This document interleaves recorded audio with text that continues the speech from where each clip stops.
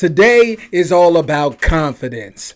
I'm going to show you 3 steps to build unshakable self-confidence. I use these 3 exact steps to become not only a top executive at Target, but a professional speaker and a certified coach, helping people build better habits all over the world. When you have more confidence, you have reduced anxiety, higher pay, better negotiation skills, improved relationships, and all in all, a more fulfilling life. By the end of this video, not only will you have a better understanding of what confidence really is, but concrete steps to build your self-confidence.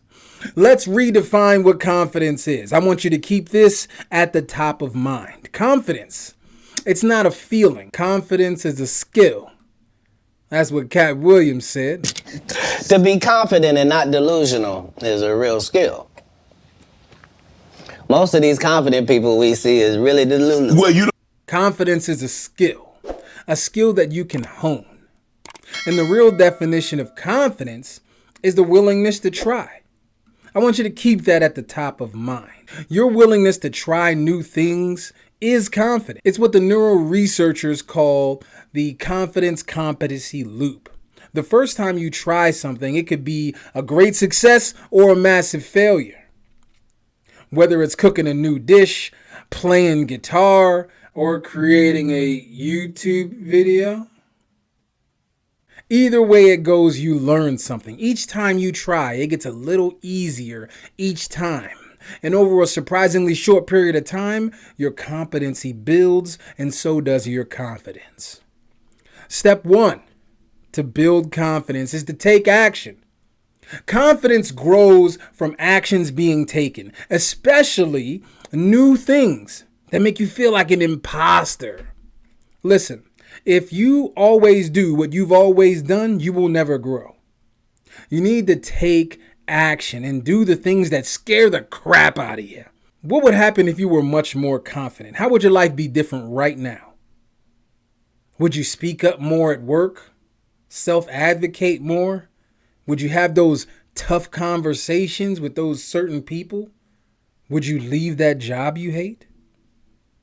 Man, listen, my first time speaking in front of a group of people, well, I was so nervous. I was sweating and shaking like a leaf. It was a Toastmaster meeting 18 years ago. I was supposed to speak for 6 minutes, and I spoke for 90 seconds. My mentor told me at the time, even though I was scared to death, you need to go through this to be more confident. After my 90-second speech, I sat down and I realized, hey, I didn't die. Every speech after that got a little easier and a little more easier. I felt a little more comfortable, a little less sweaty. And I began to make eye contact with the audience and use hand gestures. Competent confidence loop in effect. But it doesn't work unless you take action. When should you take action? When you feel the fear to do something. When you feel that discomfort, when you feel like an imposter, that's the signal to take action. Because see, that's growth. That's expanding your comfort zone. That's becoming a better version of yourself. Step 2 is to implement positive self-talk. Positive self-talk is the way you talk to yourself, and it can have a major impact on your self-confidence.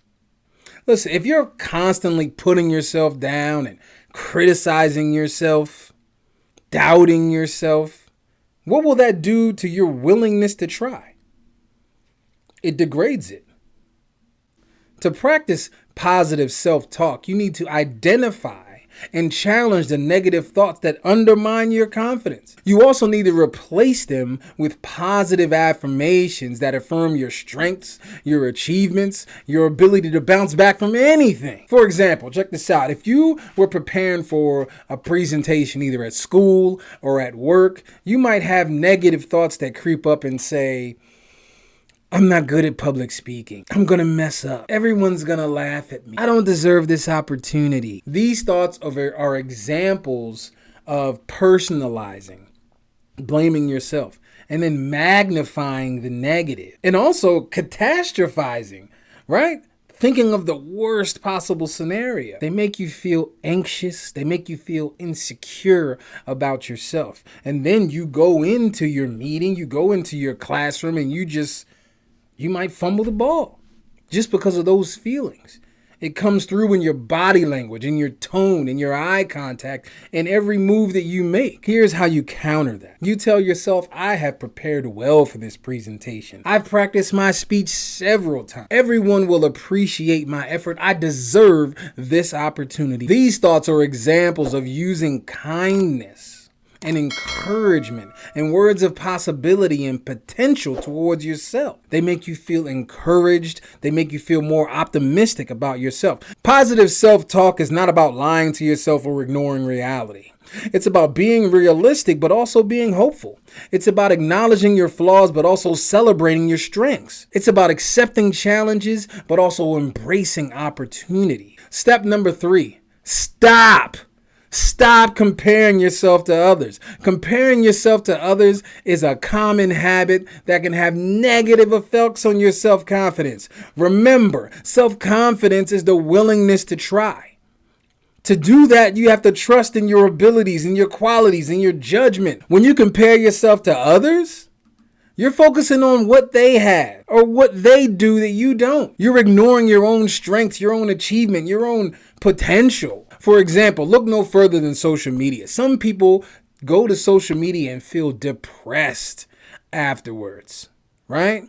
They hop on social media and feel bad because they see people eating at restaurants, going on trips, or even in healthy relationships. And they sit back and they look at what they don't have and feel bad about it. Stop it. Comparison is the thief of joy. Instead of comparing your life to others, practice gratitude. Be thankful for your journey, for your growth, and continue to celebrate your success. These are the key steps to get you towards being more self-confident, being willing to try, willing to fail. First, understanding that in order to build self-confidence, you've got to take action. Go out there and face your fears. Next, you have to implement positive self-talk. Be kind to yourself. And lastly, and most importantly, stop comparing yourself to the Joneses. They are not you. They have not walked in your shoes. Be appreciative for what you have, what you do, and your talents and aspirations. I hope that this has helped you understand confidence a little bit better and have a plan to build it up. If you found that valuable, go ahead and hit like and subscribe or watch another video here.